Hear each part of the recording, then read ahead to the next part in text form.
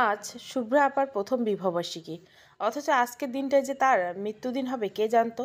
শান্ত ভদ্র মানুষটি গতকাল প্রথম বিবাহবার্ষিকী উদযাপনের আকাঙ্ক্ষা ও উচ্ছ্বাস নিয়ে বাড়ি এসেছিল। এরপর কি থেকে কি হয়ে গেল, আমাদের সুখী পরিবারটি একেবারে তছনছ হয়ে গেল। ছুটির দিনে আমি একটু বেলা করে ঘুমাতে পছন্দ করি, কিন্তু কোনো না কোনোভাবে সেদিন ঘুমটা জলদি ভেঙে যায়। অবশ্য উচ্চ মাধ্যমিক অবধি আমি early to bed early two rice কথায় বিশ্বাস ছিলাম। ভার্সিটিতে ইন্টারনেটের রঙিন দুনিয়ায় মগ্ন হওয়ার পর মুঠোফোনের প্রতি এতটাই আসক্ত হয়ে গেছি যে একবার ওয়াইফাই চালু করতেই দিন দুনিয়া ভুলে যাই। কখন যে রাত শেষ হয়ে যায় বুঝতেই পারি না। আজও ঘুমাতে ঘুমাতে 3টা পেরিয়ে গেছে। ভেবেছিলাম বেলা 12টা অবধি ঘুমাবো, কিন্তু সকালেতে প্রবল চেঁচামেচিতে ঘুম ছুটে গেল। বিরক্তিতে মাথা চেপে ধরে উঠে বসলাম। ঠিক তখনই মায়ের কান্নার স্বর আমার আদুরে ঘুমের রেশ কাটিয়ে দিল। ধড়মড় করে উঠে ঘর থেকে বের হয়ে দেখলাম বসার ঘরে বাবা স্তব্ধ মুখে বসে আছেন। মা কান্নাকাটি করছেন, ভাইয়া ভাবিও উপস্থিত। আমি ছুটতে গিয়ে মাকে ধরলাম। তিনি ঝাড়া মেরে আমার হাত সরিয়ে দিলেন, চিৎকার করে বললেন, দূরে সর। তোদের জন্ম দিয়ে পাপ করেছি, সেই পাপের শাস্তি এখন পেতে হচ্ছে। এসব দেখার আগে মরে গেল না কেন? মায়ের চিৎকার গালাগালি বেড়েই গেল। আমি অসহায়ের মতো সকলের মুখের দিকে তাকিয়ে রইলাম। ভাইয়ের আগে ফুঁপসে ভাবি ঘৃণার দৃষ্টিতে এক পলক তাকিয়ে ঘরে চলে গেল। আমি স্তব্ধ হয়ে গেলাম। এই ঘৃণা কার জন্য? বুকের ভেতরটা অস্থির হয়ে উঠল। চোখ ফিরিয়ে তাকিয়ে দেখলাম আপার ঘরের দরজা বন্ধ। আপা কেন বের হচ্ছে না? মায়ের কান্না কি শুনতে পাচ্ছে না? কাউকে কিছু জিজ্ঞাসা করার সাহস না পেয়ে পিয়াসা ভাবির ঘরে গেলাম। কি হচ্ছে জানতে চাইলে ভাবি তাচ্ছিল্য করে আমার দিকে ফোন এগিয়ে দিল। আমি ফোনটা ধরে রাখতে পারলাম না। হাত থেকে ছুটে যেতেই ভাবি গলার স্বর চড়ে গেল। ওনার এত দামি ফোনের স্ক্রিন ভাঙার অপরাধে গালমন্দ করতে ছাড়ল না। সেসব কথায় আমার কোনো হেলদোল হলো না। ফোনে দেখা ক্ষণিকের দৃশ্যটা আমার দেহের কাঁপন ধরিয়ে দিল। নিঃশ্বাসের গতি বাড়িয়ে দিয়েছে কয়েক গুণ। ঘর থেকে আমার ফোন বাজার শব্দ পাওয়া যাচ্ছে। উদ্ভ্রান্তের মতো এলোমেলো হয়ে ভাবির ঘর ছেড়ে বেরিয়ে এলাম। মনে হচ্ছিল এখনই পড়ে যাব। কোনো মতে রুমে গিয়ে ফোন হাতে তুলে নিয়ে দেখলাম ইতু কল করেছে। রিসিভ করতে সে উৎকণ্ঠার সঙ্গে হড়বড় করে বলে উঠল, অনন্যা, এসব কি দেখছি? শুভ্রাপার অশালীন ফটো। ফোন কেটে গেল। এরপর পরিচিতদের কাছ থেকে একের পর এক মেসেজ আসতেই থাকলো। এক পর্যায়ে বিরক্ত হয়ে নিজের নাম্বার সহ মায়ের ফোনটাও বন্ধ করলাম। আমার বড় আপা শুভ্রা একজন নম্র ভদ্র মেয়ে, সুখী স্ত্রী, মিডিয়া পাড়ার সুন্দরী জনপ্রিয় উপস্থাপিকা এবং সোশ্যাল সাইটেও জনপ্রিয় মুখ। ছোট থেকে সারা জীবন আমাকে আপার সঙ্গে তুলনা করে দিয়ে খোঁটা দেওয়া হতো, আপার মতো হতে বলতো। আর আজ দুই চোখ ছাপিয়ে কান্না আসছে। আপা, আমার আপা তো এতটা জঘন্য মানুষ নেই, তবে এতটা নোংরামো হীন কাজ কী করে করলো? চিন্তা ভাবনা জট পাকিয়ে আসতে চাইছিল, কিন্তু স্থির হতে পারছিলাম না। এমন সময় ভাইয়া ও মায়ের আর্তনাদ সম্মিলিত শুনলাম। ছুটে গিয়ে দেখলাম বাবার শরীর ছেড়ে দিয়েছে। সকলের হুড়োহুড়িতে আপাও দরজা খুলে ছুটে এসেছে। অগোছালো পোশাক, চোখ টকটকে লাল হয়ে ফুলে আছে। বাবা মুখ ফিরিয়ে বুঝে আসা ক্ষীণ গলা বলল, ওই মেয়ের মুখ যেন আমাকে দেখতে না হয়। মা আপাকে দেখা মাত্রই খেপে গেল। পায়ের জুতা খুলে আপাকে মারতে মারতে গালাগালি করতে লাগলো। কেউ মাকে থামালো না। আমি সাহস পেলাম না। একসময় মা নিজেই ক্লান্ত হয়ে থেমে গেল। ঘৃণা নিয়ে আওড়ালো, এই শিক্ষা দিয়েছিলাম আমরা? এই দিন দেখতে বেঁচেছিলাম তুই মরে যেতে পারিস না?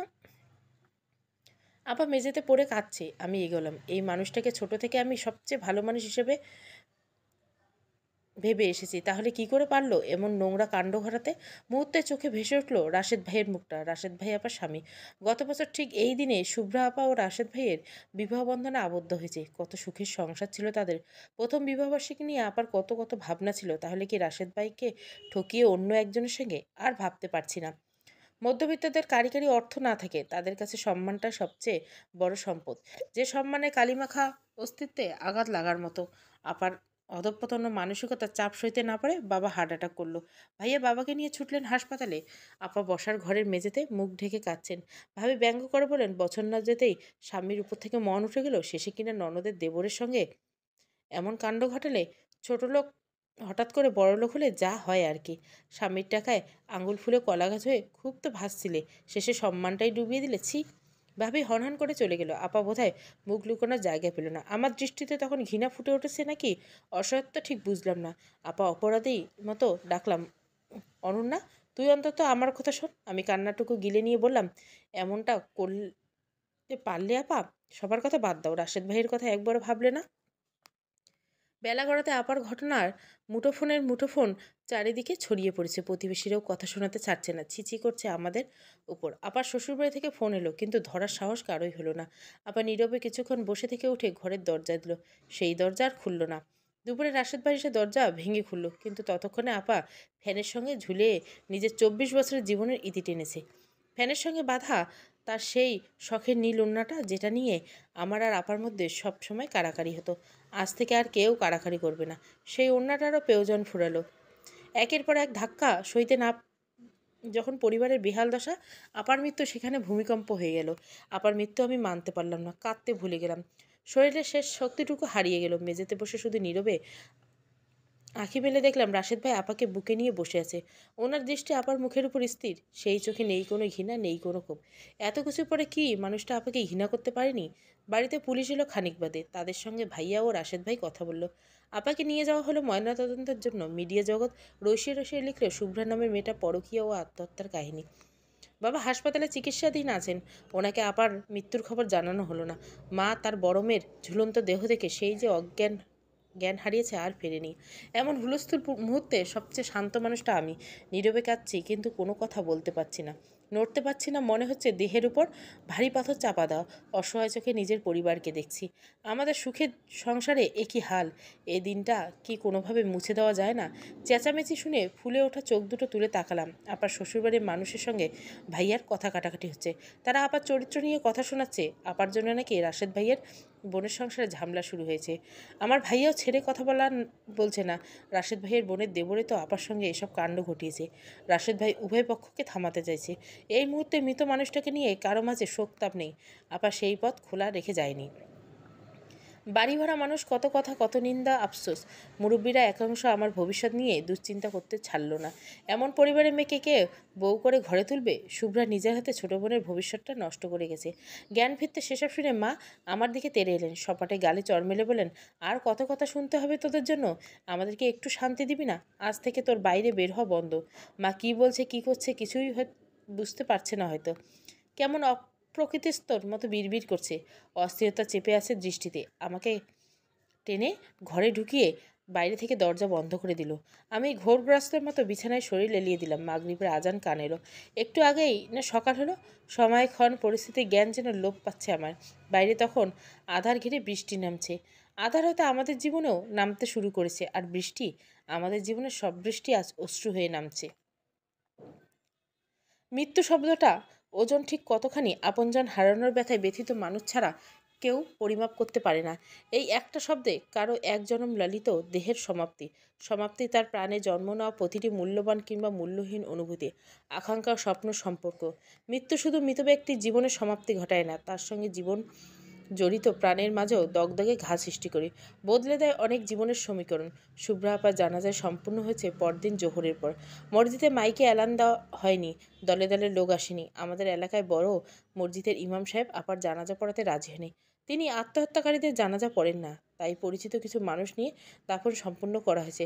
আপার জানাজায় রাশেদ ভাই, ভাইয়া, মামারা উপস্থিত ছিলেন, বাবা ছিলেন না। তিনি এখনও হাসপাতালে ভর্তি আছেন। আপার সংবাদটা পেয়ে বড় রকমের কোনো ক্ষতি হোক কেউ চায়নি। বাবা যতই বলুক আপার মুখ দেখবেন না, আমরা সবাই জানি আপা হচ্ছে বাবার কলিজার সবচেয়ে বড় অংশ। অথচ বাবা জানেনই না ওনার দ্বিতীয় সন্তান, ওনার এত বছরের গর্ব ও আদরের কন্যা আজ পৃথিবীর মাটিতে সমাহিত হয়েছে, মিলিয়ে গেছে কালো গহরে। রাশেদ ভাই আপাকে কবরের ভেতরে শুইয়ে আমাদের বাড়িতে এসেছে। ওনার হাতে নখে সাদা পাঞ্জাবিতে মাটি লেগেছে, চোখ লাল, টকটকে লাল। আমি চোখ মুছে ওনার কাছে যেতে রাশেদ ভাই বলল, তোর আপা আধারে খুব ভয় পেত। রাতের বেলাতে সে বাতি জ্বালিয়ে ঘুমাতো। কত যে ঝগড়া করেছি তা নিয়ে। আজ কি করে ওই নির্জন বাঁশঝাড়ের ভেতরে শুয়ে আছে? আমি আজ থেকে কার সাথে ঝগড়া করবো অনু? আপনি আপার উপর রাগ জমিয়ে রাখবেন না রাশেদ ভাই। আমার অনুরোধ শুনে রাশেদ ভাই চোখের জল সামলে উত্তর দিল, তাকে আমি ভালোবেসেছি, রাগ বা ঘৃণা করার প্রশ্ন আসে না। মানুষটা তো নেই, শুধু যেটা জমিয়ে রাখলাম তা হলো অভিমান। জানা হলো না আমার কমতিটা কোথায় ছিল, কেন সে আমায় নরক যন্ত্রণা দিয়ে পালিয়ে গেল। এই প্রশ্নের উত্তর কি হতে পারে? আমার চোখ আবারও ভিজে এলো। রাশেদ ভাইয়ের পরিবার আমাদের উপর কত নোংরা বিশেষ উপাধি দিয়ে ঘৃণার দৃষ্টি নিক্ষেপ করে গেছেন, আর এই মানুষটা চোখে আমি অভিমান ও ঠকে যাওয়ার যন্ত্রণা ছাড়া কিছুই খুঁজে পাই না। হায় আপা! আপারে রাশেদ ভাই যাওয়ার আগে বলে গেলেন, পরিস্থিতি যেমনই হোক তিনি আমাদের ভাই হয়ে থাকবেন। আপার একটা ভুলের জন্য আমাদের সঙ্গে ওনার সম্পর্ক বিগড়াবেন না। আমার বড় ভাইয়ের নাম তুষার। বাড়ির একমাত্র উপার্জনক্ষম ব্যক্তি, বেশ ধীরস্থির একজন মানুষ, পেশায় একজন ব্যাংক কর্মচারী। 3 বছর আগে ভাইয়ের চাকরি পাওয়ার পর প্রেমের অবসান ঘটিয়ে পিয়াসা ভাবির সাথে বিবাহ বন্ধনে আবদ্ধ হয়। ভাইয়ের চাকরি পাওয়ার পিছনে পিয়াসা ভাবির পরিবারের রেফারেন্স আছে অবশ্য। ভাবির পরিবারের আর্থিক অবস্থা আমাদের চেয়ে অনেক উপরে। আমাদের সব কিছু নিয়ে ওনারা নাক সিটকান, তবে ভাইয়াকে জামাই হিসেবে ওনাদের বেশ পছন্দ। ভাবির বাবার ভাষ্যমতে তিনি ভাইয়াকে ভেতরে বড় কিছু করার সম্ভাবনা দেখতে পান। শুধু সঠিক গাইডলাইন দরকার, যেটা ভাবির পরিবার দেবেন। সেজন্য অনিচ্ছা সত্ত্বেও এ বাড়িতে মেয়ের বিয়ে দিয়েছেন। আবার এমন একটা কাণ্ড শুনে ওনারা বাড়ি বেয়ে এসে বেশ মুখ ছাড়িয়ে কথা শোনালেন। আমার মা যেন একজন জড় মানবী। মানুষের কথা শুনে শুনে এখন মুখে আর কোনো প্রতিক্রিয়া নেই। সেই মুখের দিকে তাকিয়ে আমার ভেতরটা হাহাকার করে ওঠে।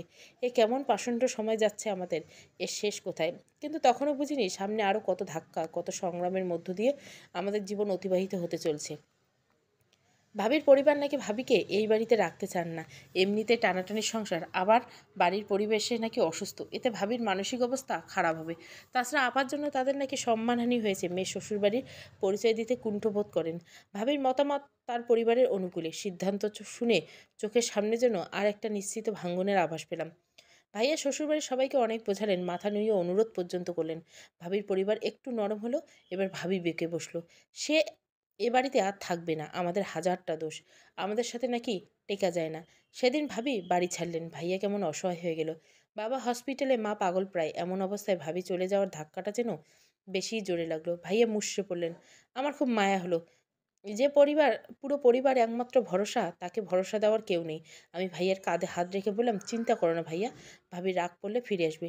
ভাইয়া আমার কথায় আশ্বাসে মাথা ঝাঁকালো, কিন্তু আমি জানি মন থেকে সে একদম শান্ত হয়নি। ভাইয়া মাথা তুলে তাকালো আমার এলোমেলো চুলে হাত বুলিয়ে বলল, সকাল থেকে কিছু খাসনি অনু? আমি কান্না গিলতে চেষ্টা করি। দুদিন ধরে বাড়ির কেউই খায়নি, চুলে আগুন জ্বলেনি। বড় মামা রাতে জোর করে এক টুকরো রুটি আমার মুখে গুজে দিয়েছিল, গলা দিয়ে নামেনি। ভাইয়া বলল, তুই মায়ের কাছে থাক, আমি বাইরে থেকে খাবার কিনে আনি, খেয়ে হসপিটালে যাব। আমি মাথা নেড়ে সায় দিতে ভাইয়া বেরিয়ে গেল। আরেক দিনের আলো ফুরোচ্ছে, ধীরে ধীরে চারিদিকে আবছা হয়ে উঠছে। আরেকদিকে নির্ঘুম রাত নেমে এলো বুঝি। দিনগুলো একের পর এক ঘটনার ভেতর দিয়ে দ্রুত চলে যায়। সেসব নিয়ে দুঃখ বিলাসী করতে রাতটা ফেলে যায়। আমি বাড়ির সবগুলো আলো জ্বেলে দিলাম। মায়ের ঘরে ঢুকে আলো জ্বালিয়ে দিলাম। হুট করে আলোর তীব্রতা সইতে না পারে মা দুর্বল হাতটা চোখের উপর ধরলেন। আলো নিভিয়ে দে। মায়ের নিস্তরঙ্গ স্বর। গত 2 দিন আজ মা এমন শান্ত স্বরে কথা বলেন। আমি সাহস পেয়ে এগিয়ে মায়ের পাশে বসলাম। বললাম, একটু চোখে মুখে পানি দিয়ে নাও মা, ভাইয়া খাবার আনতে গেছে, খেয়ে বাবার কাছে যাব আমরা। মা উঠলেন না, আমার দিকে তাকালেনও না, বালিশে অবিন্যস্তভাবে পড়ে রইল। আমি দীর্ঘশ্বাস আড়ার করে নিজের রুমে ঢুকলাম। এতক্ষণে ফোনের কথা মাথায় এলো। ওয়ার্ড্রপ থেকে ফোনটা বের করলাম। সেই যে ইতুর কল কেটে ফোন বন্ধ করে রেখেছিলাম, আর খোলা হয়নি। পাওয়ার অন করার আগে ওয়াইফাই অন করলাম। হোয়াটসঅ্যাপে, মেসেঞ্জারে সব চেক করলাম। পরিচিত, স্বল্প পরিচিত অনেক মানুষ নক দিয়েছে, বন্ধুরা সমবেদনা জানিয়েছে, অথচ কাঙ্ক্ষিত ব্যক্তিদের থেকে কোনো ফোন বা মেসেজ নেই। আতিপাতি করে খুঁজলাম, পেলাম না। হৃদয়ে সূক্ষ্ম জ্বালাপোড়ান টের পাচ্ছি। সংকোচ ভুলে ইতুকে ফোন দিলাম। ইতু ফোন রিসিভ করে উচ্চস্বরে বলে উঠল, অনন্যা, তুই কেমন আছিস? বাড়ির সব ঠিক আছে তো? আছি। আদনানের কোনো খোঁজ জানিস? তোকে নক করেছিল আমার ব্যাপারে? আমি ফোন বন্ধ রেখেছিলাম। না তো, কাল থেকে আদনানের ক্যাম্পাসে দেখিনি। আচ্ছা রাখ। শোন, তুই কয়েকদিন ক্যাম্পাসে আসিস না কেন? ইতোবোধহয় ইতস্তত করলো, একটু সময় নিয়ে বললো, আসলে তুই এখন ডিপার্টমেন্টে হট টপিক। এখন এলে এরা কথায় বানে তোকে ছিঁড়ে ফেলবে। পরিস্থিতি স্বাভাবিক হয়ে গেলে আমি তোকে জানাবো। আর কিছু শুনতে ইচ্ছে হলো না। ক্যাম্পাসে যাওয়া নিয়ে মাথা ব্যথা নেই আমার। সমস্ত চিন্তা গিয়ে একত্রিত হচ্ছে আদনানের কাছে। আদনান আমার সহপাঠী। আমরা একসাথে বোটানি ডিপার্টমেন্টের 2য় বর্ষে পড়ছি। তবে সহপাঠীর বাইরে আমাদের একটি বিশেষ হৃদয় ঘটিত সম্পর্ক রয়েছে। বছর দেড়েক আগে আমাদের নবীনবরণের দিনে আদনানের সঙ্গে আমার পরিচয় ঘটে। বলা বাহুল্য, প্রথম সাক্ষাতে আমরা দুজন দুজনকে পছন্দ করি। সেই পছন্দের ভালোবাসায় রূপান্তরিত হতে যা যা প্রয়োজন আদনান গত 1 বছরে তাই তাই করছে। অবশেষে আমরা রিলেশনশিপে আছি গত 4 মাস যাবৎ। আমার 21 বছর জীবনে ভালোবাসার হরেক রং সে নিজ দায়িত্বে ছড়িয়েছে। কিন্তু গত 2 দিন আদনান আমার সঙ্গে যোগাযোগের ন্যূনতম চেষ্টাটুকু করেনি শুনে আরেকবার হাত পা ছড়িয়ে কাঁদতে ইচ্ছে হলো। হৃদয়ের মানুষের, কাছের মানুষের একটু সঙ্গ, আদুরে বাক্য অনেক অব্যক্ত ব্যথার উপশম দেয়, যা গত 2 দিনে আমার পরিবারে কারো কপালেই জোটেনি। অদৃশ্যের উপর করুণা হলো। বিস্ময় সন্ধ্যা উড়ে আসা বাতাস যেন কানে কানে বলে যাচ্ছে, সে আর আমায় চায় না। ভাইয়ের ডাক পেলাম। খাবার নিয়ে চলে এসেছে। দ্রুত চোখে মুখে পানি দিয়ে ওড়না দিয়ে মুখ মুছতে মুছতে বের হলাম। ভাইয়া আমাকে খাবার বাড়তে বলে মাকে আনতে গেল। আমি রান্নাঘর থেকে থালা এনে সবে খাবারের প্যাকেট খুলছি, এমন সময় ভাইয়ার ফোন বেজে উঠল। স্ক্রিনে বড় মামার নাম্বারটা জল করছে। বড় মামা বাবার সাথে হাসপাতালে আছেন। কোনো দরকার হলো কিনা ভেবে আমি কলটা রিসিভ করলাম। খাবার যেভাবে ছিল ওভাবেই পড়ে রইল, কারো গলা দিয়ে এক ফোঁটা পানি অবধি নামলো না, অথচ চোখ দিয়ে পড়লো এক সমুদ্র জল। মেয়ের প্রতি তীব্র অভিমান অপমানে বাবা আমাদের সবাইকে শান্তি দিয়ে চলে গেছেন। আমাদের মাথার উপরে ছায়াটা আজ সরে গেল। আর একটা কালো রাত আমাদের সীমাহীন যন্ত্রণা পৃষ্ঠ করতে দানবের হাসি দিল। বাবার চলে যাওয়ার 1 মাস হলো। আমাদের সুখী পরিবার একেবারে ছন্নছাড়া হয়ে পড়েছে। ভাই আর বিমর্ষ চিত্তে অফিস যায়, বাড়ি ফিরে ঘরেই থাকে সারাদিন। মাঝে বেশ কয়েকবার শ্বশুরবাড়িতে গিয়েছিল ভাবিকে ফেরাতে। প্রতিবারে লজ্জিত অপমানে কুণ্ঠিত মুখে ফিরে এসেছেন। মা প্রায় অপ্রকৃতস্থর মতো হয়ে গেছেন। খুব বেশি কথা বলেন না, বললেও তাতে আদরের লেশমাত্র থাকে না। মাঝে মাঝে আমাদের সহ্য করতে পারেন না, চেঁচিয়ে বাড়ি মাথায় তোলেন। এই তো সেদিন ভাত খেতে জোর করলাম বলে ভাতের প্লেটটা আমার গায়ে ছুঁড়ে মারল। হিসিয়ে গালাগাল করে কাঁদতে লাগলাম। আমি কিছুই করতে পারিনি, শুধু আড়ালে মুখ লুকিয়ে কাদা ছাড়া। বিধাতার এই একটি গুণ আমায় ভরপুর দিয়েছে, অপূরন্ত কাদার গুণ। বন্ধু, আত্মীয় বা কাজীর মহলে এ নিয়ে কত ঠাট্টা তামাশার শিকার না হয়েছি। পান থেকে চুন খুসলে বিনা নোটিশে চোখ ভিজে যেত। এমন হরহর করে কান্নার স্বভাব দেখে আপা আমায় কাঁদুনি বুড়ি বলে ডাকতো। আপারে, তুই আমাকে দেওয়া নামে সার্থকতা ধরে রাখতে এভাবে কান্নার সমুদ্রে ভাসিয়ে দিয়ে গেলে। ইদানিং খেয়াল করিয়ে দেখি আমি অনেকটা শুকিয়ে গেছি। জামা কাপড় কেমন ঢিলেঢালা লাগে। শুধু আমি না, মাও শুকিয়ে ও ভাইয়াও শুকিয়ে গেছে। চোখের নিচে কালি পড়ে গেছে। ঠিকমতো খাওয়া, ঘুম না হওয়া, শরীর যেন ওজন ধরে রাখতে অনাগ্রহ প্রকাশ করছে। আমি এখন ঘরের কর্ত্রী বনে গেছি। সব কাজ একাই করছি। দুবেলা রান্না করে 3 বেলা খাচ্ছি। আত্মীয় স্বজন আসে, আমার দুর্ভাগ্য নিয়ে হুহাতাশ করে সহানুভূতি দেখায়, এরপর যে যার মতো চলে যায়। আবারও একই আমাদের জীবনের ভার বইতে থাকে। স্মিত রক্তিম ভেজা চোখ দুটো দেখতে হবে বলে আয়নার সামনে যেতে ইচ্ছে করে না আর। কতদিন নিজের যত্ন নেওয়া হয় না, অথচ মাসখানেক আগে নিজেকে ঝকঝকে চকচকে রাখতাম, কত কসরত না করতাম। মুখে এক ফোঁটা ছোট স্পট পড়লে চেষ্টা করতাম সেটা ঢেকে ঢুকে আদনানের সামনে নিজেকে প্রকাশ করতে। তার মুগ্ধ দৃষ্টি আমার সুখের পানে হাওয়া দিত। বাবার মৃত্যুর পর আদনান ফোন করেছিল। দরজা আটকে ফোন রিসিভ করে দিন দুনিয়া ভুলে কাঁদতে বসেছিলাম, একটু হৃদয়ের ভার কমাতে। বিপরীতে আদনান হুহা করে ফোন রেখে দিল। আমি বুঝলাম সম্পর্কের তাল কেটে গেছে, কিন্তু এই অঘোর সত্যিটা কিছুতেই মানতে পারলাম না। আদনানের যত্ন, হৃদয় উজাড় করা ভালোবাসা ও ছোট ছোট পাগলামিগুলোর স্মৃতিগুলো আমায় দিন রাত তাড়া করে বেড়াতো। আদনান নিজের থেকে আমায় কল দেয় না, আমি দিলেও সচরাচর রিসিভ করি না। আজও না করে থাকতে না পারে কল দিলাম। বেজে বেজে কেটে গেল। আমি থামলাম না, কল দিয়েই গেলাম। একসময় বালিশে মুখ চেপে চিৎকার করে কাঁদলাম। এই দুঃসাহস রাতগুলো সমাপ্তি কোথায়? যে চলে যেতে চায় তাকে আটকে রাখবে কোন আশ্বাসে? আমাদের সম্পর্কটা এখন ভাসমান। কোনো পাল নেই, মাঝি নেই, বৈঠা নেই। দায়বদ্ধতা বা হৃদয়ের জোরটাও যে দুর্বল। যেদিকে স্রোত সেদিকে উদ্দেশ্য। সম্পর্কটা উদ্দেশ্যহীনভাবে বইছে। এমনিতে জীবনে কষ্টের অভাব নেই, আর এই ভাসমান সম্পর্ক আঁকড়ে বাঁচা মানে নিজেই নিজের কষ্টের কারণ হওয়া। সারা রাত ভেবে ঠিক করলাম এই পরিণতি এবার পৌঁছাতে হবে। কাঁদতে কাঁদতে মাথা যন্ত্রণা নিয়ে কখন যে ঘুমিয়ে গেলাম।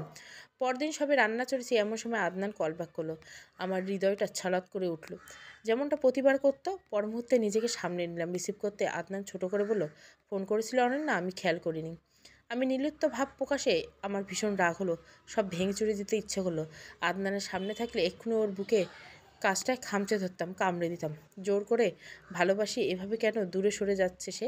তবু এই কণ্ঠটায় মায়া ছাড়তে পারিনি বলে বেহায়ের মতো করে সব উপেক্ষা হজম করে নিই। সে আমায় এড়িয়ে চলতে চায় জেনেও নিজের আত্মসম্মান ধরে রাখতে পারিনি। আমার মেরুদণ্ড নিশ্চয় তাকে ধিক্কার দিচ্ছে, কিন্তু এভাবে আর কতদিন? ভাষাহীন কণ্ঠে ক্ষীণ শব্দ জুগিয়ে আনতে চাইলাম, এত সবের মাঝে আমার দোষটা কোথায় আদনান? মানে তুমি জানো আমি কি বলতে চাচ্ছি? আদনান চুপ করে রইল। আমি আবারও বললাম, তুমি আমায় এড়িয়ে চলছো, এই কথা কি অস্বীকার করতে পারো? আদনান লম্বা একটা শ্বাস ফেলে ভেসে আসে। আমি নিঃশ্বাস বন্ধ করে রইলাম উত্তরে আসায়। নীরবতা ভেঙে সে বলল, আসলে অনন্যা, আমি সব কিছু ঠিক হজম করতে পারছি না। বন্ধু বান্ধব এড়িয়ে চলছি, ক্যাম্পাসে ঠিক মতো যেতে পারছি না। তোমার আর তোমার বাড়িকে ঘিরে করা সমস্ত প্রশ্ন বিব্রত হচ্ছে। তুমি তো জানো আমার বড় ভাবি আমাদের সম্পর্কের কথা জানে। সব জেনে ভাবি স্পষ্ট বলে দিয়েছে তোমাকে আমার বউ হিসাবে বাড়ির কেউ মানবে না। তুমি আমার জন্য পরিবারের সঙ্গে একটু স্ট্রাগল করতে পারবে না। আমি তো কোনো দোষ করিনি। বোকার মতো কথা বলো না অনন্যা, তুমি আমাদের বাড়ির পরিস্থিতি জানো, বাবা মায়ের মতেই বাইরে এ বাড়িতে আমি কেউ না। হাল ছেড়ে দিয়ে বললাম, আর আমাদের ভালোবাসা সেটা এতটাই ঠুনকো ছিল আদনান? আমার হাত ধরে তোমার বিদ্ধ হওয়ার কথা ছিল, তোমার বুকে মাথা রেখে আমার এক জনম পাড়ি দেওয়ার কথা ছিল, অল্প কয়েকদিনের মধ্যে ডিপার্টমেন্টের বেস্ট কাপল হয়ে উঠছিলাম আমরা, অন্যদের ঈর্ষার কারণ হয়ে দাঁড়িয়েছিলাম, একে অপরের প্রতি নিবেদিত হয়ে আদর্শ প্রেমিক প্রেমিকার খেতাব জুটিয়েছিলাম। সবটাই মিথ্যে? আদনান অসহায় গেলে বলল, কিছু মিথ্যে নয় অনন্যা, আমাদের ভালোবাসাটা যেমন সত্যি তেমন এটাও সত্যি যে তোমাকে আমার পরিবার মেনে নেবে না, আর আমি আমার পরিবারের বিরুদ্ধে যেতে পারবো না। আবেগে চেয়ে আমায় বাস্তবতাকে প্রাধান্য দিতে হবে। আমি তাচ্ছিল্য করে বললাম, যে ভালোবাসার কোনো রকম প্রচেষ্টা ও পরিশ্রম ছাড়া বাস্তবতার মাঝে হারিয়ে যায় তাকে আর যেই হোক প্রকৃত ভালোবাসা বলা যায় না। সেখানে হৃদয়ের নির্মল সমর্পণ কোনোখানেই ছিল না। আমার ভালোবাসা নিয়ে সন্দেহ প্রকাশ করছো? আমি অসহিষ্ণু কণ্ঠে বলে উঠলাম, কেন করব না? তার একটা কারণ দেখাতে পারো? গত একটা মাস আমার কেমন গিয়েছে খোঁজ নিয়েছো? জানতে চেয়েছো আমি ভালো আছি কিনা? যখন শত উপেক্ষা সহ্য করে তোমার কণ্ঠ শোনার আশায়, একটু সহানুভূতি পাওয়ার আশায় আমি পাগলের মতো ফোন করে যেতাম, তুমি রিসিভ করতে না, পরে কল ব্যাক করে শুধু হাহু করে রেখে দিয়েছো। ফোন রিসিভ করলে তুমি কাঁদো, আমি সান্ত্বনা দেওয়ার ভাষা খুঁজে পাই না। নিজেকে অসহায় লাগে, কী করবো ভেবে না পেয়ে দিশেহারা লাগে। আমিও ভালো নেই অনন্যা। তাহলে তুমি এখন কি করতে চাইছো? এভাবে তো চলতে পারে না। আদনান এবার অনেকটা সময় নিল। আমি চোখ মুছে নিজেকে প্রস্তুত করলাম একটা পরিণতি টানবো বলে। একটা সময় আদনান বলল, আমাদের সময় নেওয়া উচিত। আমি তাচ্ছিল্যের হাসি হেসে বললাম, ভালো থেকো আদনান। জীবন যেদিকে প্রবাহিত হোক, তুমিও যেমন হও না কেন, আমার সাথে কাটানো সময়টুকু আমি কখনোই ঘৃণা করব না। আমার জীবনের প্রথম প্রেমের মাতাল হাওয়া এনেছো তুমি, প্রথম বিরহ তোমারই কৃপা, সেজন্য সারা জীবন কৃতজ্ঞ থাকবো। আদনান কিছু বলতে চাইছিল, আমার শোনার ইচ্ছে ফুরিয়ে গেছে। ফোন কেটে মোবাইল সুইচ অফ করে রাখলাম। ওই কণ্ঠে মায়া কাটাতে হবে আজ, আর এখন থেকে আমার সেই প্রচেষ্টা শুরু। দুপুরের পর ভাইয়া অফিস থেকে ফিরল মিষ্টি নিয়ে, চোখে মুখে একটা খুশির জেল্লা খেলা করছে। অনেকদিন বাদে ভাইয়ার হাসি মুখ দেখে আমিও মৃদু হাসি টেনলাম ঠোঁটে। বললাম, কোনো খুশির খবর আছে ভাইয়া? আছে রে অনু, আগে মিষ্টি মুখ করতে দেখি। ভাইয়া নিজের হাতে আমার মুখে মিষ্টি গুজে দিল। মুখে মিষ্টি নিয়ে আমি কোনো কথা বলতে পারলাম না। অনেকদিন পর ভাইয়ার হাসি মুখ দেখে কি যে ভালো লাগলো আমার। ভাইয়া ছুটে গেল মায়ের কাছে, মাকে জোর করে মিষ্টি খাওয়ালো। জানলো আমাদের ঘরে নতুন অতিথি এসছে। খবরটা শুনে হুট করে একরাশ খুশি নেমে আনলো আমাদের বিষণ্ণ বাড়িটায়। নতুন অতিথি, আমার ভাইয়ের একটা বাচ্চা আসছে। অনেক অনেক দুঃসংবাদের পর একটা সুসংবাদ আমাদের মন ভরিয়ে দিল। উৎসাহ হয়ে বললাম, ভাবিকে নিয়ে এলে না কেন? ভাইয়ের মুখটা হঠাৎ আধার নেমে এলো। অনেকটা সময় আতিপাতি করে কথা খুঁজলো মনে হলো। এরপর জিভ দিয়ে ঠোঁট ভিজিয়ে বলল, আসলে প্রথম বাচ্চা তো, তাই পিয়াসা তার মা চাইছে বাচ্চাটা ওদের বাড়িতে হোক। এই সময় বেশি যত্ন প্রয়োজন, বুঝিছি তো।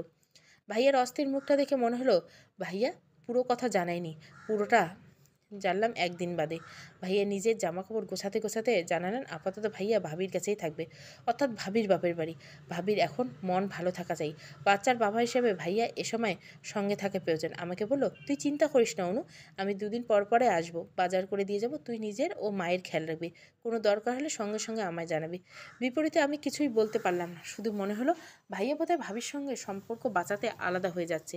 ভাবি তো আমাদের সঙ্গে থাকতে চায়নি। সেদিন আমার পরিবারে আর একটা সংকুচিত হয়ে গেল। সংসার হয়ে গেল শুধু মা মেয়ের। আমার সর্বহারা মা আরেকবার সন্তান হারানোর শোকে স্তব্ধ মুখের ছেলের গমন পথে চেয়ে রইল। আমি নির্বাক হয়ে দুজন প্রেমিককে অবকলন করলাম। আদনান, যে কিনা পরিবারের জন্য, সম্মানের জন্য আমার হাত ছেড়েছে, অন্যদিকে ভাইয়া, যে ভালোবাসার মানুষটির পাশে থাকতে ভরসা দিতে পরিবার ছেড়ে এলো। অথচ উভয়ের সিদ্ধান্ত আমার জীবনে ব্যাপক প্রভাব ফেলল। রান্নাঘরের মেঝেতে বাজারের ব্যাগ উপুড় করে মা গলা চড়িয়ে বললেন, এসব কী এনেছিস? সব পচা গলা টমেটো। রোদ মাথায় নেমে ঘেমে সবেরে বাজার থেকে ফিরছি। পানির গ্লাস মুখে তুলতে মায়ের কথা অবাক হলাম। দেখলাম আসলে টমেটোগুলো প্রায় গলে যাওয়া অবস্থা। ভালো টাটকা টমেটোগুলো দেখে কিনছিলাম। সবজিওয়ালা মামা তো হুজুর ছিল, মাথায় টুপি, গাল ভর্তি দাড়ি। ভাবলাম সৎ লোক হবে, কিন্তু লোকটা আমাকে আরেকবার শিখিয়ে দিল পোশাকের রূপে কারো ভেতরটা বিবেচনা করা ঠিক না। পবিত্র বা শালীন পোশাকে সুন্দর সুন্দর ব্যক্তিত্বের প্রকাশ নেয়। অনেক সময় কদর্যতায় ঢাকার মাধ্যমে কিংবা সবজিওয়ালার বিবেচনায় ব্যবসা আমার মতো বোকা ক্রেতাদের বিভ্রান্ত করার মাধ্যমে হয়ে ওঠে। শুধু সুযোগটা পাওয়ার অপেক্ষা মাত্র। ভাবনার মাঝে মা আবার চেঁচিয়ে উঠলেন, এতগুলো শাক এনেছিস, কে খাবে এত? কাঁচামরিচ কোথায়? মরিচ ছাড়া শাক ভাজি হবে? অলস ভঙ্গিতে চেয়ারে গা এলিয়ে দিলে বললাম, কাল এনে দিব, আমাকে আরেকবার মনে করিয়ে দিও। তাহলে কালকেই খাবে, আজ খাওয়ার কি দরকার? মা বাজারগুলো মেঝেতে ফেলে গট গট করে পা ফেলে ঘরে চলে গেল। যেন এক জেদি কিশোরী কাঙ্ক্ষিত জিনিসটা না পাওয়া রেগে গেছে। আমি দীর্ঘশ্বাস ফেলে ক্লান্ত দেহ নিয়ে নিজে সবজিগুলো গুছিয়ে ফ্রিজে তুলে রাখলাম। প্রতিবার বাজার করতে গিয়ে কোনো না কোনো ভুল করে ফেলেছি। কোনো দিন দাম না জানার অভিজ্ঞতায় দ্বিগুণ দামে কিনেছি। লাউটা কচি না বুড়ো তা অনেকেই বুঝিয়ে কিনে আনছি। পরিমাপ না বোঝার গণ্ডগোল তো আছে। এরকম নানা ভুল প্রতিনিয়ত হয়ে যাচ্ছে। টাকার মায়ায় নিজেই নিজেকে বোঝাচ্ছি প্রথম এমন ভুল হয়ে থাকে। এই ভুল থেকে আমি শিক্ষা গ্রহণ করছি, অথচ শিক্ষার কোনো প্রসার বা ব্যবহার এখনও অবধি করতে পারিনি। ভাইয়া চলে যাওয়ার পর আমাকে সংসার হাল ধরার চেষ্টায় নামতে হয়েছে। প্রথম ভাইয়া 2-3 দিন অন্তর এসে আমাদের সাথে দেখা করে বাজার সদাই সব করে দিয়ে যেত। এক সময় তার সপ্তাহ, এরপর মাসে গড়ালো। এরপর একদিন ফোন করে বলল বিকাশে টাকা দিব। আমি যেন বাজার করিনি। কথাটা শুনে বিশেষ প্রতিক্রিয়া দেখাতে পারিনি। দূরত্ব যে চলে আসবে তা মস্তিষ্ক আগের থেকে ভেবে রেখেছিল বলে খারাপ লাগাটা টের পাইনি। শুধু মায়ের ভয়াতুর মুখটা না দেখার ভান করে থেকেছি। ভাইয়া যে খুব ভালো আছে তাও নয়। অফিস করে বেচারা সময় পায় না, আবার ভাবিকে রেগুলার চেকআপে নিয়ে দৌড়ায়। ভাবির পরিবার এ নিয়ে খুবই স্ট্রিক্ট। বড় হাসপাতালে মেয়েকে না দেখলে ওনারা ভেতরে খুঁত ধরেন। খরচের ঝামেলা তো আছে। সব মিলিয়ে ভাইয়ের অবস্থা কল্পনা করতে পারি। তবে অভিযোগ নেই, আমিও চাই তাদের সংসারটা বাঁচুক। আশেপাশে ভালোবাসার জঘন্য উদাহরণ দেখে দেখে জগতে সুখী প্রেমের অভাব বোধ করছি। ভাইয়ের মুমূর্ষু সংসারটা যদি ভালোবাসার জোরে বেঁচে যায়, আমি বরং খুশি হব। একদিকে ভাইয়া চলে যাওয়ার পর মায়ের রাগ ক্ষোভ যন্ত্রণা ছাড়ার একমাত্র ব্যক্তি এখন আমি। মা এই ভালো থাকে তো খানিক বাদে আবারও এলোমেলো আচরণ করে। বাড়িতে একা রেখে কোথাও যাওয়ার সাহস পাই না। ডিপ্রেশনে কবলে পড়ে মানুষ পায় না এমন কোনো কাজ নেই। মাকে চোখের আড়ালে করলে এমন অস্থিরতা কাজ করে। তাই এখন মায়ের ঘরে ঘুমাই। আগে যেখানে ছুটির দিনে একটু বেশি ঘুমানোর পরিকল্পনা করতাম, সেটা এখন অতীত। রাতভর সোশ্যাল মিডিয়ায় ঘুরে বেড়ানো মেয়েটা এখন ভাঙাচোরা সংসার জোড়ায় দিতে ব্যস্ত।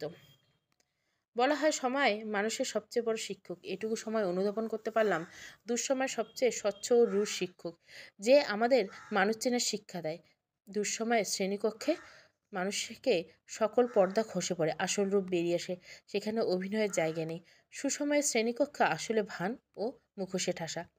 দুঃসময় করাল গ্রাসে বিলীন হয়ে থাকা ব্যক্তি একসময় তার সহনশীল ও ধৈর্য দ্বারা আবারও সুসময় ফিরিয়ে আনতে পারে। সেই সুসময়টা আসলে শিক্ষার হাল। আগের মতো মানে ঠাসা নয়, সেই সময় কষ্ট মার্জিত। আমি আর আমার সেই ছোট্ট পরিবার এখন সেই ভাবনা কষ্টার্জিত সুসময়ের অপেক্ষায় চাতকের মতো অপেক্ষা করেছি। এই অপেক্ষা কবে ফিরাবে কে জানে। পরদিন সকালে রান্নাবান্না করে ভার্সিটি গেলাম। এত চাপের মাঝে পড়াশোনাটা হয়ে উঠছে না। ড্রপ দিতে চাই না, তাই পরিচিতদের বাঁকা দৃষ্টি উপেক্ষা করে সহ্য ক্ষমতা গ্রহণের আপ্রাণ চেষ্টা করে চালিয়েছি। ভার্সিটিতে আমি মনে মনে একটাই বাক্য আওড়াতাম, আদনানের সঙ্গে যেন দেখা না হয়। কিন্তু একই ডিপার্টমেন্ট, একই ইয়ার হওয়াতে এড়াতে পারি না। দেখা হয়, কথা হয় না, বা বলা যায় আমি সে সুযোগটা তৈরি করি না। ইচ্ছে যে হয় না তাও নয়, খুব ইচ্ছে করে ছুটে যাই। মনের সমস্ত জমানো কথা উগড়ে দিই। কিন্তু আদনান নির্লিপ্ত দৃষ্টিজোড়া আমার দৃষ্টি মিলতেই টের পাই ভেতর থেকে কেউ আমায় তাচ্ছিল্য করছে, ধিক্কার দিয়ে বলছে সে আমাকে চায় না। তার কাছে এত বেহায়াপনা কেন? পা থমকে যায় তখনই। আমি পথ বদলাই। অবচেতন নন, তবুও আশা করে আদনান হয়তো পিছু ডাকবে। কি অদ্ভুত মন নিয়ে বেঁচে আছি। করিডর ধরে ক্লাসের দিকে এগোতে ইতু ছুটে এলো, বলল এসেছিস অবশ্যই, তুই এমন লেট। লতিফ, কবে থেকে হলি? প্রত্যুত্তরে হাসার চেষ্টা করলাম, বোধহয় পারলাম না। ইতু আবারও বলে উঠলো, আদনান তোর খোঁজ করে গেল একটু আগে। চমকে উঠলাম, নিশ্চিত হতে উচ্চারণ করলাম, আদনান? হ্যাঁ, কেন? তা তো কিছু বলেনি। দেখা করবি তুই? আমি আবেগের পায়ে শেকল পরিয়ে নিজেকে সামলে বললাম, প্রয়োজন ফুরিয়ে গেছে, মায়া বাড়ানোর কী দরকার? যদি সম্পর্ক ঠিক করতে চাই। আমি তাচ্ছিল্যে হাসি দিলাম। ইতু বোঝানোর ভঙ্গিতে বলল, ওকে ভুল বুঝিস না অনন্যা, কতই বা বয়স তোদের, সবে সেকেন্ড ইয়ার। আদনানের কোনো সাপোর্ট নেই পরিবার ছাড়া, তাই হয়তো আকস্মিক ঘটনায় ঘাবড়ে গেছে। এখন ধীরে ধীরে রিয়েলাইজ করছে ও এসব তোকে বলছে। তবে অনুমান করা যায়। অনুমান ও বাস্তব তফাৎ আছে রে। আমি এখন স্পষ্ট অনুমানে বিশ্বাসই করতে পারি না। এরপরই তো বিশেষ কিছু বলল। ক্লাসে আদনানের দেখা পেলাম না, একটু স্বস্তি পেলাম। নির্বিঘ্নে সবকটা ক্লাস শেষ করে বেরোতে আদনান ঝড়ের বেগে সামনে এসে দাঁড়ালো। অনুরোধ সুরে বলল, একটাবার কথা বলবে প্লিজ? অনেকদিন পর এতটা কাছাকাছি দাঁড়িয়েছি। সেই লম্বাটে দেহ, এলোমেলো চুল, চেনা পারফিউমের ঘ্রাণ, তবুও কত অচেনা লাগছে। হৃদয়ের কেমন ঝোড়ো বাতাস বইছে। আদনানের উত্তরে আসায় আমার মুখের দিকে তাকিয়েছে। এর উষ্ণ কণ্ঠের বিপরীত চেয়ে শক্ত চোয়াল মানা করতে পারলাম না। বললাম, বলো কী চাও? এখানেই কফি শপে গেলে? আদনান আমার হাত ধরতে চাইলো। এক পা পিছিয়ে প্রত্যাখ্যান করে বললাম, এখানেই বলো। আমার স্কলারশিপের ব্যবস্থা হয়ে গেছে অনন্যা, সব গোছানো শেষ। আমি ফরেন চলে যাচ্ছি এ মাসে। কথাটা কেমন প্রতিক্রিয়া দেখানো উচিত বুঝতে পারলাম না। এতদিন বাদে শুধু এই কথাটা বলতে ডাকলো। শুকনো গলায় বললাম, কংগ্রাচুলেশন। আমার হাতে সময় কম, বাড়িতে অসুস্থ মা একা আছে, এখন যাই। আদনান কিছু বলতে না দিয়ে দ্রুত পায়ে বেরিয়ে গেলাম। চোখ দুটো জ্বালা করছে খুব। এটুকু সাক্ষাতে কথা বলা আমার অনেকগুলো রাতের ঘুমাতে দেবে না। আদনান কি তা বোঝে? এলোমেলো পা ফেলে রিক্সার খোঁজ করছিলাম, ঠিক তখনই সাগর ভাইকে দেখলাম। সাগর ভাই একটা শপ থেকে বেরিয়ে গাড়িতে উঠে চলে গেল, সঙ্গে এক অপরিচিত রমণী। মুহূর্তে সারা গায়ে কে যেন মরিচ বাটা ডলে দিয়েছে মনে হয়। এই সেই লোক যার সঙ্গে আপার অন্তরঙ্গ ফটো ভাইরাল হয়েছে। ভাইরাল তো এমনি এমনি হয়নি, আমার বিশ্বাস এই লোকটা সব কলকাঠি নেড়েছে। আপার মৃত্যুর পর লোকটার বিরুদ্ধে ভাইয়াও মামারা মামলা করেছিল, কিন্তু রাশেদ ভাইয়ের পরিবারের পক্ষ থেকে জল ঘোলা করতে দেওয়া হয়নি। তার আগে তা থামিয়ে দিয়েছে, নয়তো রাশেদ ভাইয়ের বোনের সংসার টিকত না। ক্ষমতাধরদের সঙ্গে ঝামেলায় জড়ানোর সাহস না থাকায় আমার মামারা আর এগোয়নি। এত কিছুর পরে সাগর ভাই কি বহাল তবিয়তে ঘুরে বেড়াচ্ছে, অথচ আর আমার আপার দেহটা মাটিতে নিশ্চিত হয়ে গেছে। দোষ যদি হয় সেটা শুধু মেয়েদের কেন, পুরুষের বেলায় কেন আঙ্গুলটা সরাসরি ওঠে না। আজও বিশ্বাস করতে পারি না আমার আপা এতটা নিষ্কাজ করছে। একটা সুখের সংসার গড়ে তোলা আমার আপা নিবেদিত প্রাণ ছিল। আমি নিজের চোখে দেখেছি শুভ্র আপা তার নামের মতোই শুভ্র ছিল, অথচ এক ঘটনায় সব এলোমেলো করে দিল। দুপুরে তাপঝরা আকাশে মাথায় বাড়ি পৌঁছে দেখলাম মা রান্না ঘরে। অবাক হয়ে বললাম, মা কেন রান্না করছো কেন? আমি তো দুপুরে রান্না রেঁধেছিলাম। তোর মেজো চাষি আসছে খানিক বাদে, সঙ্গে কয়েকজন মেহমান আসবে, তুই ঘরে যা, গোসল করে ভালো দেখে একটা শাড়ি পর। আমি স্থির হয়ে দাঁড়িয়ে আছি, মেজো চাচি কেন আসছে বুঝতে খুব একটা অসুবিধা হলো না। আমার আশঙ্কায় সত্যি হলো, মেজো চাচি পাত্রপক্ষ নিয়ে আসছেন। শুনলাম পাত্র নাকি চাচির কোনো এক দূর আত্মীয় সম্পর্কে বোনের ছেলে। মা আমাকে শাড়ি পরে সেজেগুজে নিতে বলেছে বারবার। আমি ইচ্ছার বিরুদ্ধে শাড়ি পরছি, কিন্তু সাজগোজে একটু মন টানলো না। বারবার মনে হচ্ছে আদনানের পুরো কথাটা কেন শুনলাম না। ওকে একবার জানাবো আমাকে দেখতে এসেছে, শুনেই কি কিছু বলবে। মেজো চাচি তাড়া দিতে মা আমাকে সাজগোজ ছাড়াই তাদের সামনে নিয়ে গেল। দেখলাম দুজন মধ্যবয়সী মহিলা, একজন পুরুষ বসে আছে। পুরুষের বয়সটা তারুণ্য হারিয়েছে, মাথার মাঝখানটায় চুল বিলুপ্ত। তাদের সামনে গিয়ে বসানো বুঝলাম সম্মুখের লোকটা পাত্র। আমার বুকটা কেঁপে উঠল। মায়ের দিকে জিজ্ঞাসা দৃষ্টিতে তাকালে মা চোখ লুকালেন, বোধহয় আমাকে এড়াতে চাইলেন। চাচির মুখে ছেলের প্রশংসা করলেন, অর্থবিত্তের জৌলুস কথার দ্বারাই প্রকাশ করতে চাইলেন। সব কথাই আমার কাছে তেতো লাগলো, তবু ভদ্রতার খাতিয়ে মাথা নত রাখলাম। মহিলা দুজন আমাকে টুকটাক প্রশ্ন করলেন। খেয়ে দিয়ে তারা চলে গেলেও চাচি রয়ে গেলেন। মায়ের পাশে বসে বললেন, ছেলেদের বয়স কোনো ব্যাপার না, অনেক পরিশ্রমিক, কেরিয়ার গোছাতে গিয়ে বয়সের চিন্তা করেনি, এখন সব গোছানো, শুধু আরামায়েশে দিন কাটাবে। মা এক পলক আমাকে দেখে ইতস্তত করে বললেন, তবু বয়সটা একটু বেশি হয়ে যায়, 35-36 তো হবে, অনুর সবে 21। এত বাজ বিচার করে মেয়েকে পার করতে পারবে? এমনিতে তো শুভ্রা পুরো বংশের মুখে কালি দিয়ে গেছে। ছেলেটাও বড়লোক শ্বশুরবাড়ির লোভে পড়ে বউয়ের আঁচল ধরা হয়ে গেল। এত কিছুর পর কোনো নিখুঁত পরিবার তোমার মেয়েকে বিনা দ্বিধায় ঘরে তুলবে? তার উপর মা মেয়ে একা, কেউ অসত্যের সুযোগ নিয়ে মেয়েটার ক্ষতি করে দিল। শুভ্রার মতো তোমাদেরও গলায় দড়ি দেওয়া ছাড়া উপায় থাকবে না। মেয়ে যে বিগড়াবে না তাই বা নিশ্চিত হচ্ছ কী করে? তাছাড়া অনন্যা আমাদেরও মেয়ে, আমরা নিশ্চয় তার খারাপ চাইব না। মাকে কিছুটা বিভ্রান্ত দেখালো। দুপুরে খাওয়া হয়নি বলে সবে শাড়ি খুলে খেতে বসেছি, মুখটা যথাযথ স্বাভাবিক রেখে তাদের কথা শোনার চেষ্টা করছি। মেজো চাচি আবার বলেন, শোনো, ঢাকনা দেওয়া খাবারের উপর মাছি ভনভন করে না। যে খাবারে ঢাকনা নেই অরক্ষিত, তাতে নোংরা মাছি ভনভন করে। তোমাদের অবস্থান তেমনই, মাথার উপর পুরুষ মানুষের ছায়া না থাকলে মানুষ ডরায় না। কাজের সময় থাকতে মেয়েটাকে পার করো। আমার এসব আলোচনা আর সহ্য হলো না। খাওয়ার রুচি চলে গেল। কোনো মতনে পানি দিয়ে ভাত গিলে নিলাম। আমাদের উপর দিয়ে যখন একের পর এক ঝড়ঝঞ্ঝা গেছে, মেজো চাচি আর তার পরিবার কারো কোনো ভালো মন্দ তৎপরতা দেখলাম না, একটু ভরসাও না। কি খেয়ে আছি একদিন ফোন করে জানতে চাননি, অথচ বিয়ের বেলায় মনে হলো তিনি ছাড়া পৃথিবীর আমাদের ভালোটা কেউ বোঝে না। কথাগুলো গিলে নিলাম। খানিক বাদে চাচি চলে গেল। আমাকে অসত্যকে পুঁজি করে মোটামুটি মায়ের ব্রেন ওয়াশ করতে গেছেন বুঝতে অসুবিধা হলো না, কারণ মা বারবার ছেলের বয়স নিয়ে সাপাই গেছেন। তার ছোটোখাটো খালার স্বামী তার চেয়ে প্রায় 20 বছরের বড়। দেখতে তেমন ভালো ছিল না, তবু ভাগ্য ছিল বলে বিয়েটা হলো। এখন দেখ, ধন দৌলত সুনাম বৃত্ত সব দিক থেকে ওদের চেয়ে সুখী মানুষ দুটো নেই। সারা বছর ঘুরে ফিরে কাটায়। তোর চাচাতো বোনের কথাই ভাব, কালো বেটে পেট মোটা লোকটার সাথে বিয়ে হয়ে গেল। প্রথমে বিয়ে করবে না, এখন গাইগুই করলেও এখন দুজন দুজনকে ছাড়া থাকতেই পারে না। উল্টে তোর চাচিকে প্রতি মাসে দামি দামি উপহার পাঠায়। কথাটা শুনে নিতুর কথা মনে পড়ল। মেয়েটা বিয়ে করবি না বলে কান্নাই না করেছিল, বড়লোক জামাই পাওয়ার লোভে এক পোকার হাত পা বেঁধে 17 বছরের মেয়েটাকে পরের ঘরে পাঠালো। গত বছর বেড়াতে এসে কাজিনরা ঠাট্টার সুরে যখন সংসারের কথা জিজ্ঞাসা করছিল, নিতু মৃদু হেসে বলেছিল, এই স্বাধীন সুন্দর জীবনটা যত পারো উপভোগ করো, নিজেকে সুখী রাখো। কারণ বিয়ের পর নিজের ছাড়া আরও অনেকের সুখী দায়িত্ব নিতে হয়। মেয়েটার মুখের দিকে তাকিয়ে মনে হয়েছিল অর্থবিত্তের সুখ তাদের মানসিক সুখকে কোথাও একটা আড়াল করে দিয়েছে।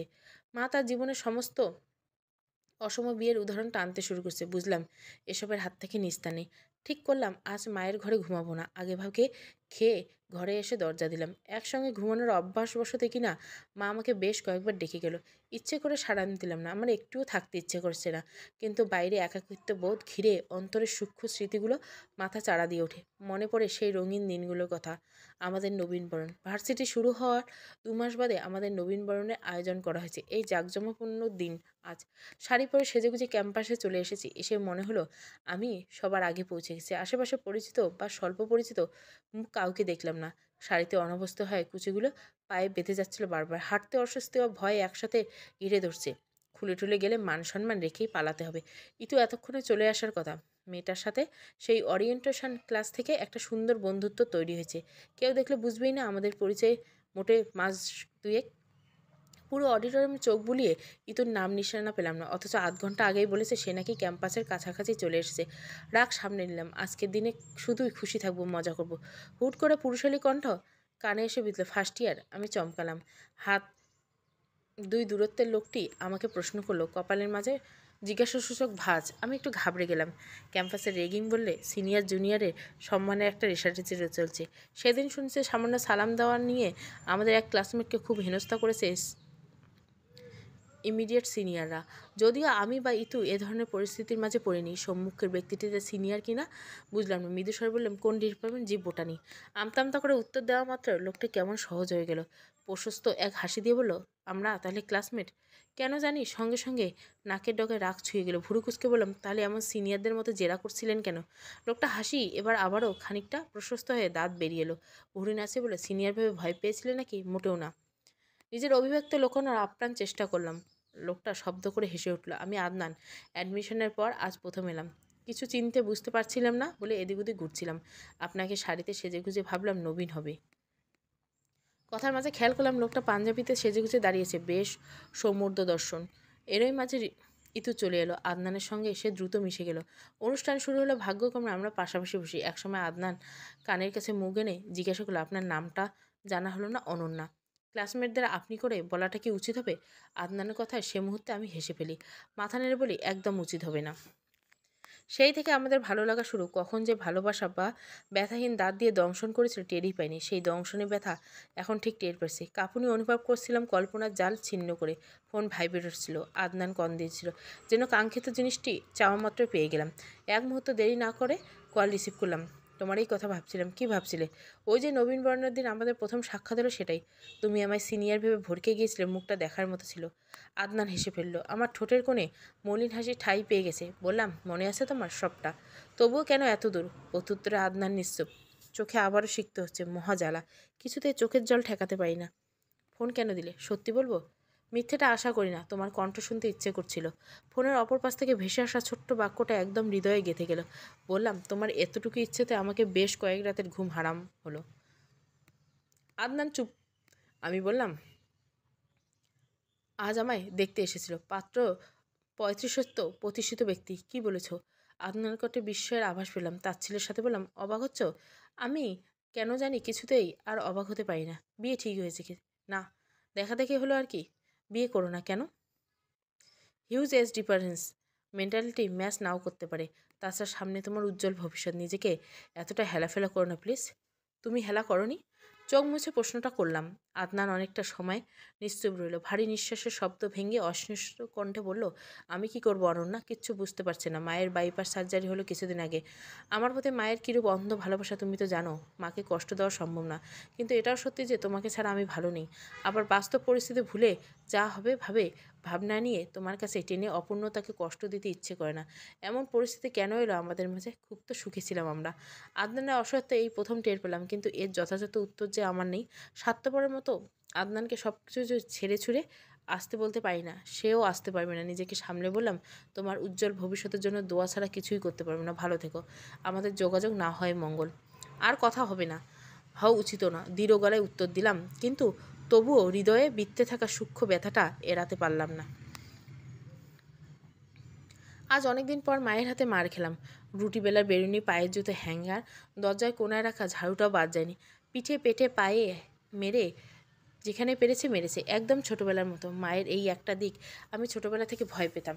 কেউ বিচার দিয়ে গেলে, কথা না শুনলে মা প্রচুর মারধর করতো আমাদের 3 ভাই বোনকে। বলা বাহুল্য, সবচেয়ে বেশি মায়ের আমিই খেয়েছি। তবে পার্থক্য হলো, আমার আগে সেই আবেগের ব্যথা যন্ত্রণা উপস্থিত থাকলেও ভীতিটা অনুপস্থিত। এবং মায়ের উপর কেমন করুণা জন্মাচ্ছে। মেজো চাষির আনা সম্বন্ধটা আমি ভেঙে দিয়েছি। পাত্র ফোনে যোগাযোগ করলে আমি ওনাকে আমার ব্যাপারে ইনফরমেশান দিয়েছি। এমনকি আদনানের সাথে সম্পর্ক অঘোষিত বিচ্ছেদের কথা বাদ দেয়নি। লোকটা হয়তো হজম করতে পারেনি।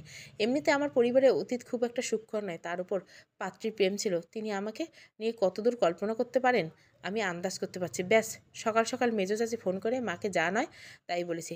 মেয়ে কেমন বাড়ি বিয়ে হয় সেটাই দেখবেন জানালেন। আসন্ন দিনগুলোতে মেয়ের চরিত্র স্থান এবং ভূপেজ্যোতের ভবিষ্যৎবাণী করতে ভুলেননি। অপমানে মায়ের মুখটা চিমসানো কিসমিসের মতো হয়ে গেছিল। সম্বন্ধ ভাঙার যতটা না দুঃখ পেয়েছে, তার চেয়ে বেশি আঘাত পেয়েছে মেজো চাচির ধারালো শব্দ। আমাদের 3 ভাই বোনের জন্য মায়ের জীবনটা কতটা মর্মান্তিক পর্যায়ে চলে গেছে তার বিশদ বর্ণনা দিয়ে রাগ মিটিয়েছেন আমার উপর। ব্যথায় চিৎকার করে কেঁদেছি, পায়ে অবধি ধরেছি। মায়ের সামান্যতম দয়া হয়নি। মনে হচ্ছিল আমার সামনে মা নয়, কোনো এক ভয়ানক পাষাণ দাঁড়িয়ে আছে যার প্রাণে কোনো সামান্যতম মায়া নেই।